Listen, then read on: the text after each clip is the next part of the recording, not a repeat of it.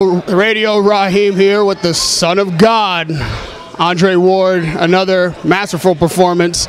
A long time back to the ring. And as soon as the bell rung, this guy came running across the ring.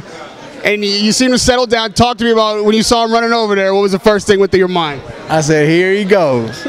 I knew he was going to do something like that. I've been boxing long enough, man, where we got 12 rounds.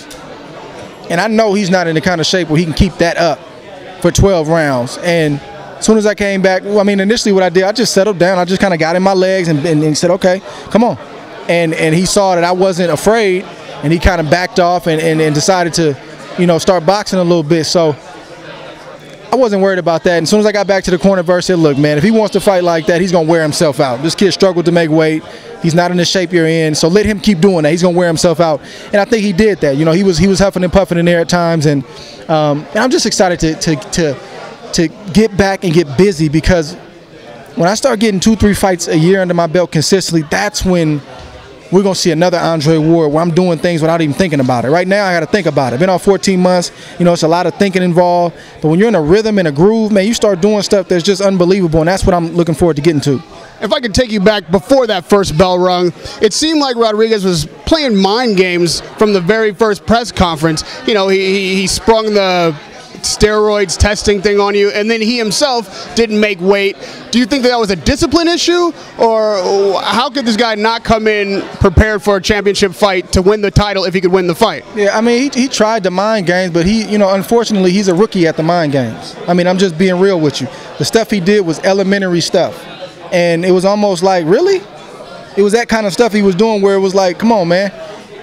It wasn't even like, I don't know. I don't know how else to put it. So it didn't work. He picked the wrong team and the wrong fighter to try those types of things. And really, he probably gave up a lot of energy and spent a lot of time trying to create these ways to get in my head, when really I think he made himself look bad on a lot of fronts. And he capped it off by not making weight and not even attempting to make the weight once he was 2 pounds over. So the bell rings, you settle in, and then he starts to grab and punch and hold, and it was clearly going to be a rough, if not dirty fight. How long into the fight did you realize that was basically his only strategy? I knew before I got to the arena that night.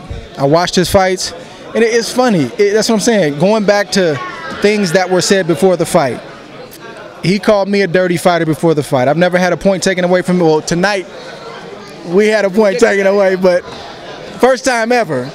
But it was in retaliation to him fouling me. But never had an intentional foul, anything like that. And then I'm watching his fight, not his last fight, but the fight before his last fight. He gets 2 points taken away for intentional fouls. And after the fight, he gets in the ring and apologizes to the fans for being dirty. And I don't understand where this guy's coming from. So that being said, I knew. So when I talked to Jack Reese, I said, Jack, I respect you. You're a great ref. But I can't allow him to hit me behind my head, and I can't allow him to get frustrated and hit me low. I knew that it was going to be this. I told my wife, I told Verse, I told the ref, I knew it. Did you feel like taking the 2 points in the 4th round was fair from both of you? Jack's doing what he has to do. He's trying to get control of the situation. But I'll take those 2 points. I'll take that loss to let him know that I'm not having it. Now, they can't say it wasn't exciting. This fight had everybody, out of their chairs. But again, it wasn't really a pretty fight. Is this the way it's going to have to be if they're going to be exciting? Because when it comes to boxing, you seem to just outbox everyone so quickly and easily, it doesn't get the fans excited. No, that's what's exciting and what's not is a relative term. You talk to one person and what you think is exciting may not be exciting to the next person and vice versa. So personally, I wasn't really happy with the performance. I felt like it could have been sharper, it could have been crisper, I could have showcased more, but I think a lot of that had to do with the dude I was fighting. And what I'm not going to do is beat myself up.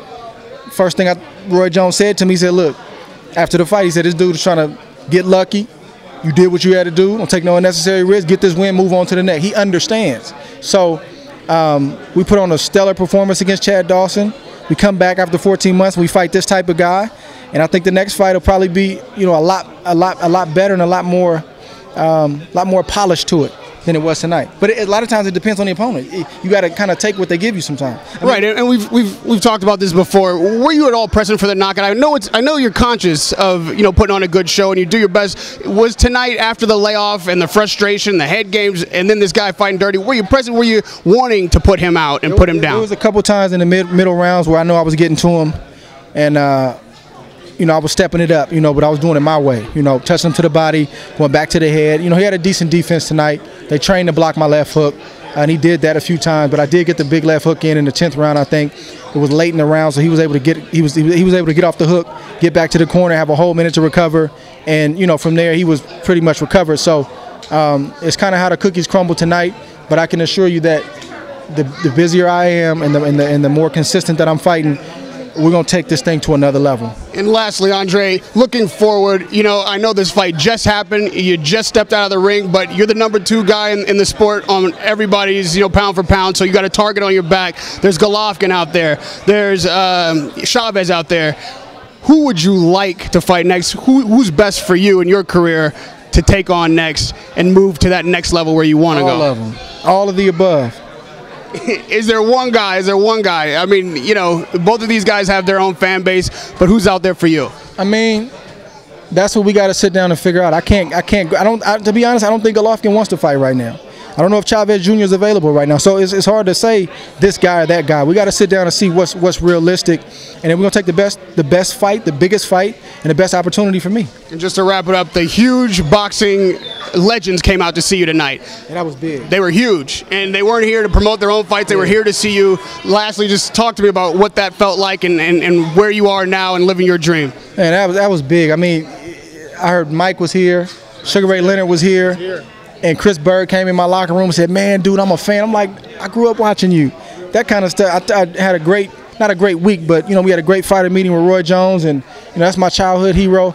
That's unbelievable to me. I pay homage to these guys. I'm not some young, slick-talking youngster who forgot about those guys. They made a way for me, and I've stolen a lot of things from those guys. I've been watching Floyd Mayweather fights and Bernard Hopkins fights all day today, just picking up little things.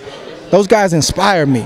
So I respect those guys. And for those guys to take the time to come see me fight is unbelievable. Excellent performance tonight. Thank you for the time. Radio Raheem with the Son of God, Andre Ward.